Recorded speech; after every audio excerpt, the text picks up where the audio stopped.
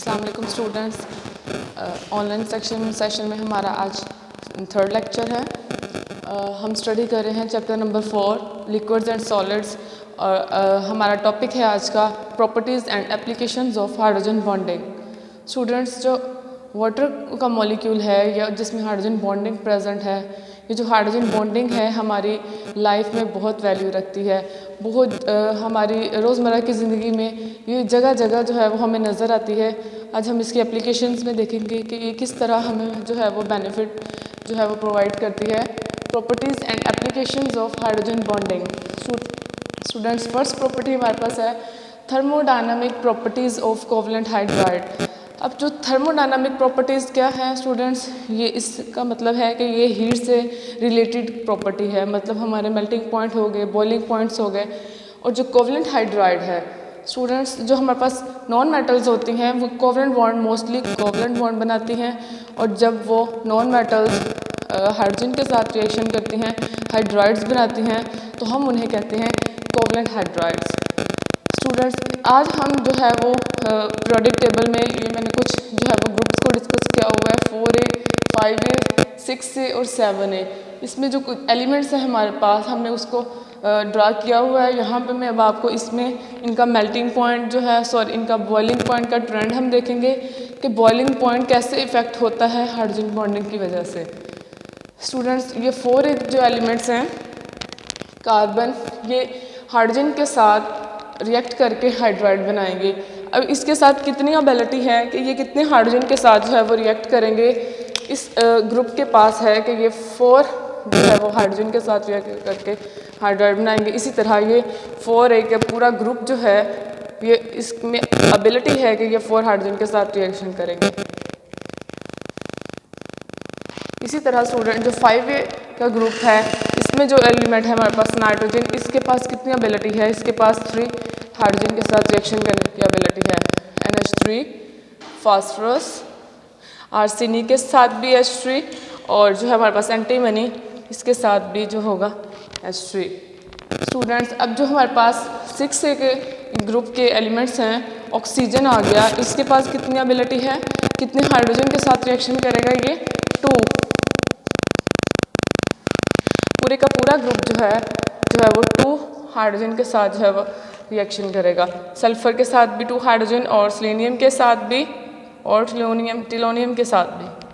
Students, इसी तरह जब हम 7A ग्रुप के मूव करते हैं तो यहाँ पे भी ये इसके अंदर कितनी एबिलिटी है, ये 1 हाइड्रोजन के साथ फ्लोरीन भी, क्लोरीन भी, ब्रोमीन भी और आयोडीन भी। स्टूडेंट्स, अब ये जो हमारे पास ग्रुप्स के मेंबर्स हैं, जितने एलिमेंट्स हैं, इन सबके हमने हाइड्राइड्स जो हैं वो बना लिए, कोवलेंट हाइड्राइड्स। अब हम देखेंगे कि जो टॉप से बॉटम की तरफ हम जाएंगे तो हमारे पास जो है वो साइज़ इंक्रीज़ करता है। साइज़ इंक्रीज़ करता है तो इसका हम कहते हैं कि हमारे पास जो है वो बॉन्डिंग जो है वो स्ट्रॉन्ग हो जाती हैं। कोई भी इंटरमोलेकुलर फोर्सेस होंगी तो वो स्ट्रॉन्ग होंगी और उनके जो है वो मेल्टिंग पॉइंट भी हाई होंगे। स्टूडेंट्स, हम यहाँ पे हाइड्रोजन बॉन्डिंग की बात करते हैं, मतलब हमारे पास इलेक्ट्रोनेगेटिव एटम मौजूद होना चाहिए। अब आप देखिए इस पूरे ग्रुप में हमारे पास कोई इलेक्ट्रॉन जो नेगेटिव ग्रुप है वो मौजूद नहीं है, मतलब इनके दरमियान हाइड्रोजन बॉन्डिंग नहीं है। अब यहाँ पे जो है वो टॉप से बॉटम की तरफ जाएंगे तो हमारा जो है वो मेल्टिंग पॉइंट इंक्रीज़ करेगा। मीथेन का जो हमारे पास CH4 है, इसका बॉइलिंग पॉइंट लो है और जो हमारे पास टीन है, इसका बॉइलिंग पॉइंट जो है वो हाई है। स्टूडेंट, इसी तरह जब हम 5A की तरफ मूव करते हैं, अमोनिया। अब अमोनिया फास्फोरस है, आर्सेनिक है और एंटीमनी है। अब टॉप से बॉटम की तरफ जा रहे हैं, साइज़ तो इंक्रीज़ कर रहा है स्टूडेंट्स, लेकिन अमोनिया हाईली इलेक्ट्रोनेगेटिव एटम होने की वजह से इसके अंदर जो है वो हमारे पास ज़्यादा स्ट्रॉन्ग होंगी हाइड्रोजन बॉन्डिंग अपने जो है वो बाकी ग्रुप्स की निस्बत, ग्रुप मेंबर्स की निस्बत। इसी तरह जब हम 7A की तरफ मूव करते हैं, जो हमारे पास वाटर है उसमें ऑक्सीजन की इलेक्ट्रोनेगेटिविटी सबसे ज़्यादा है, जिसकी वजह से इसकी हाइड्रोजन बॉन्डिंग सबसे स्ट्रॉन्ग है, इसका बॉइलिंग पॉइंट सबसे हाई है अदर देन ग्रुप मेंबर्स, अपने बाकी जो है वो ग्रुप मेंबर्स की निस्बत। इसी तरह जब हमारे पास फ्लोरीन है, इसका भी इलेक्ट्रोनेगेटिविटी हाई है क्लोरीन से, ब्रोमीन से और आयोडीन से, जिसकी वजह से इसके अंदर हाइड्रोजन बॉन्डिंग स्ट्रॉन्ग है, इसका जो है वो बॉइलिंग पॉइंट जो है वो हाई है with respect to other group members. Students अब हम इसका जो है ग्राफ मैंने बनाया हुआ है यहाँ पे, ये ग्राफ शो कर रहा है हमें 4A हमारे पास जो ग्रुप है उसको जो है वो शो कर रहा है। हमारे पास एक्स एक्सिस पे हमने पीरियोडिक नंबर लिया है और 2, 3, 4 हमारे पास पीरियोडिक नंबर है और यहाँ पीरियड नंबर है हमारे पास, और हमने वाई एक्सिस पे लिया है बॉइलिंग पॉइंट। स्टूडेंट अब देखें कार्बन जो था हमारे पास, हमने कहा कि इसका बॉइलिंग पॉइंट जो है वो सबसे कम है, इसका सबसे ज़्यादा है क्योंकि इसका साइज़ बड़ा है। यहाँ पे इलेक्ट्रोनेगेटिव एटम कोई भी नहीं है, तो हम with respect to size intermolecular forces की बात करेंगे, मेल्टिंग पॉइंट की बात करेंगे। अब देखें इसका साइज़ बड़ा था, इसका बॉइलिंग पॉइंट सबसे हाई है अपने बाकी ग्रुप मेंबर्स की निस्बत। स्टूडेंट्स इसी तरह जब हम 5A के ग्रुप की बात करते हैं तो हम देखते हैं हमारे पास जो अमोनिया है उसकी इलेक्ट्रोनेगेटिविटी ज़्यादा है, जिसकी वजह से उसका बॉइलिंग पॉइंट हाई है with respect to other group members. इसी तरह जब हम सिमिलरली जब हम 6A की तरफ मूव करते हैं तो उसके ग्राफ में हम देखेंगे कि जो हमारे पास वाटर का मॉलिक्यूल है हाई इलेक्ट्रोनेगेटिविटी की वजह से इसका बॉइलिंग पॉइंट सबसे ज़्यादा है with respect to other group members.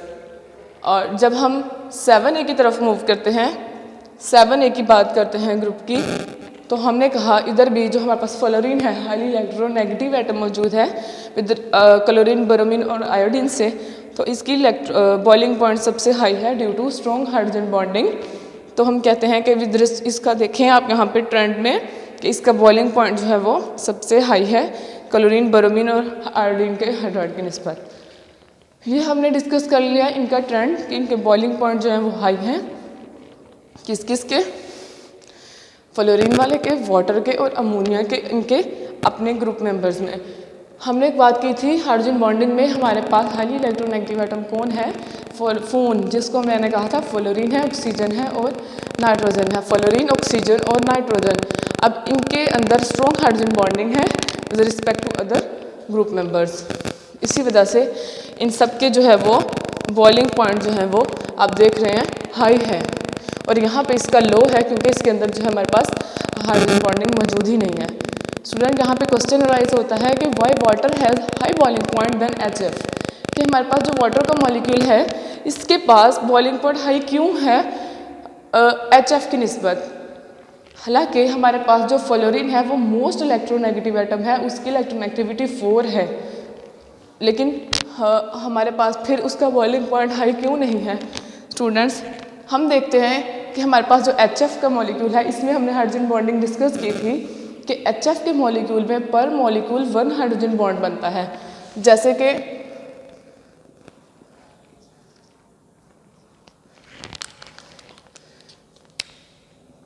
हमने अपने हाइड्रोजन बॉन्डिंग का जो टॉपिक था उसमें डिस्कस किया कि हमारे पास हाईली इलेक्ट्रोनेगेटिव और इन दोनों के दरमियान ये जो हमारे पास हाइड्रोजन बॉन्ड बन रहा है वो एक है, पर मॉलिक्यूल 1 हाइड्रोजन बॉन्ड जो है वो बनते हैं। जबकि वाटर के मॉलिक्यूल में हम क्या कहते थे कि हमारे पास जो वाटर का मॉलिक्यूल है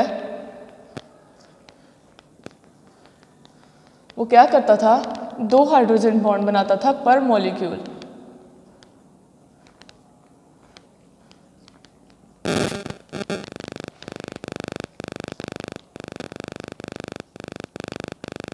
इसी तरह अब हम यहाँ पर हाइड्रोजन बॉन्डिंग को शो करेंगे कि हमारे पास जो हाईली इसके पास 2 लोन पेयर मौजूद हैं ऑक्सीजन के पास, और ये पर मॉलिक्यूल जो है वो 2 हाइड्रोजन बॉन्ड बनाता है। ये भी हमारे पास हाइड्रोजन बॉन्ड बन गया और ये भी हमारे पास क्या बन गया, हाइड्रोजन बॉन्ड। स्टूडेंट्स इसी वजह से हमारे पास हम कहते हैं कि ये वाटर का मॉलिक्यूल है, इसमें 2 हाइड्रोजन बॉन्ड बनते हैं, जबकि HF के मॉलिक्यूल में 1 हाइड्रोजन बॉन्ड बनते हैं। इसमें 1 बनेगा, इसको तोड़ने के लिए जो एनर्जी की ज़रूरत होगी वो इसकी निस्बत कम होगी, क्योंकि यहाँ पे 1 बॉन्ड है और यहाँ पे 2 बॉन्ड को तोड़ने के लिए इससे डबल एनर्जी की ज़रूरत होगी। तो इसके अंदर जो है वो हाइड्रोजन बॉन्डिंग स्ट्रॉन्ग है, जिसकी वजह से इनके बॉइलिंग पॉइंट्स भी हाई हैं।